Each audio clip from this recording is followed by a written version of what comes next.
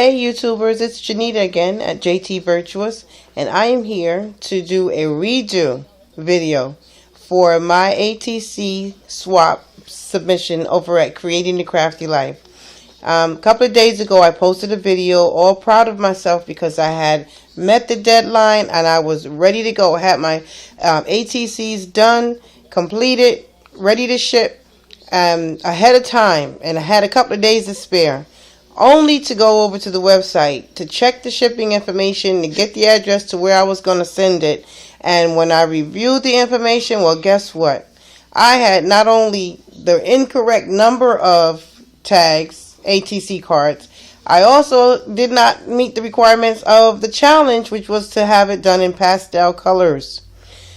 So, that first video of the beautiful bride on the ATC card is not going to happen, guys. This is my redo, and I'm proud of myself because I ran back to the table, to the drawing board, and got this completed in one day, which I have never done. My husband tells me all the time if I stop watching videos and do some work, I'd get something done, and I listened and I did it. So I'm proud of myself, but I also want to start out with saying, guys, girls at Creating the Crafty Life, please forgive me because I did the two swaps at the same time. I did this ATC swap, and I also participated with Deb and the others with the Father's Day card. And I just, for some reason, assumed the number of people that were in the cards were in the ATC, so I had only made 4. I didn't really double check the requirements for the ATCs, so I didn't pay attention at first to it having to be pastels. Although early in the month when I first read it, I did know that. Once the groups got posted, I did at one time know it was 6 people, but when I got started on the Father's Day card, I just kind of took that information and ran with it and applied it to this. So I ended up having to go back to the drawing board and starting this over.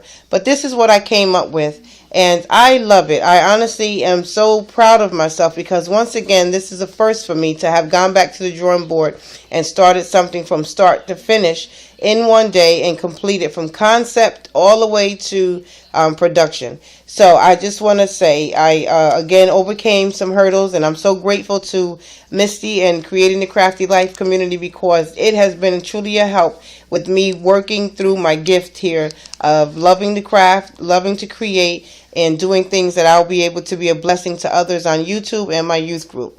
But here's my submission. So thanks again, ladies. And again, I apologize for the delay, but my cards will be in the mail on Monday.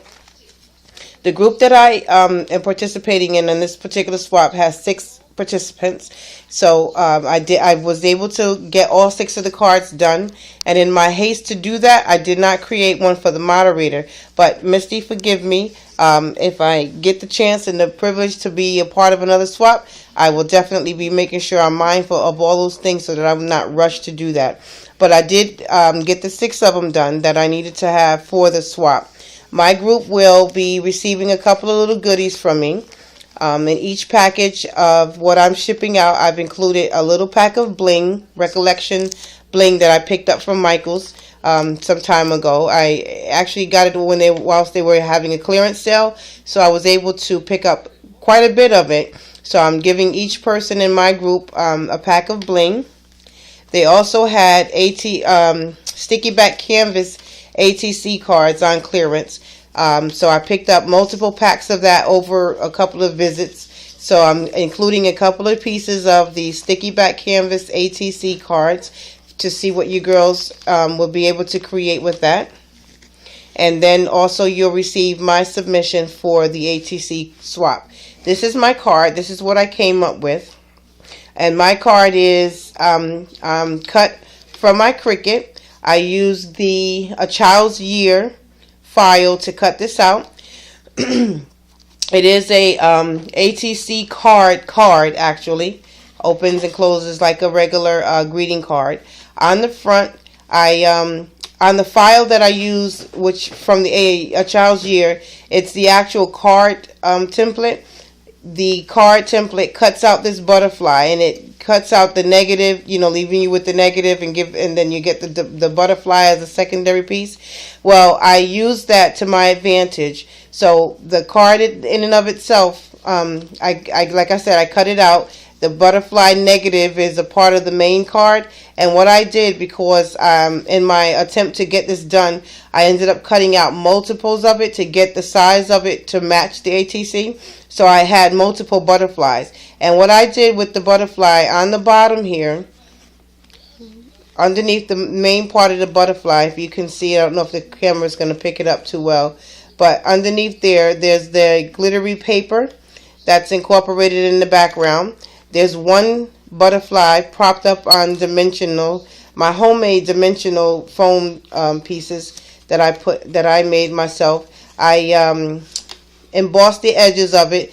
The butterfly on the bottom is purple. Then there's the pink layer, which I embossed in purple. And then there's the positive from the negative of the card, the main body of the card, which I popped up. And when you look at this from afar, I know the camera really doesn't do it much justice.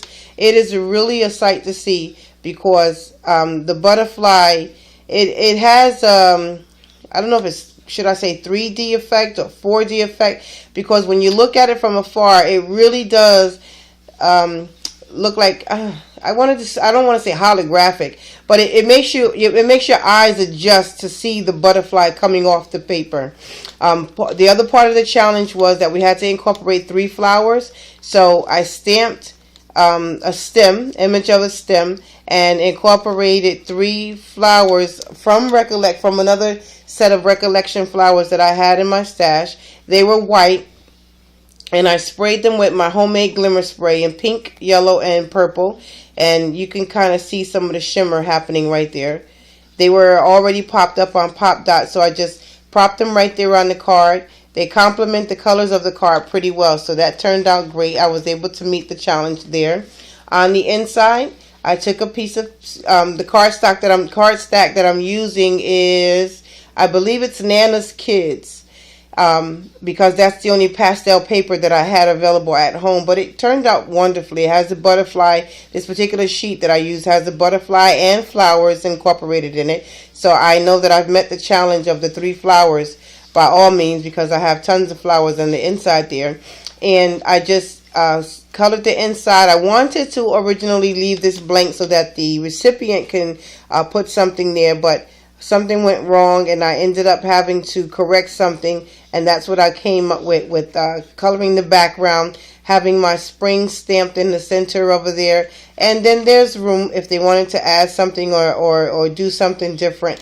What I was originally going to do was put some flowers down here, stamp a corner stamp down at the bottom that had flowers in it and embossed it, but I didn't want to make it look busy. I like the simple. I like things not overdone, so I thought that this turned out really well. And also it allowed me to be done with it immediately within one sitting. So this is my submission for the ATC card swap over at Creating a Crafty Life. I love it. I'm happy with it. I would love to have been able to use my bride, because I think that was such an original and such a unique card for ATC. But perhaps Misty will be doing another swap or maybe I'll even ask to do a swap in which we can incorporate something relative to that particular creation. This has been a challenge. It stretched my borders. I'm pleased with what I've turned out, and I am so grateful to the community at Creating a Crafty Life. Again, I pray that this video has been a blessing to you. My creation has inspired you, and I hope that in all these things of mentioning that whomever is watching is not a part of Creating a Crafty Life will stop by, give us a view, and perhaps you'll find something there that will interest you, and also you'll make tons of friends if you come on over and join us. This is Janita again at JT Virtuous. God bless and have a great night.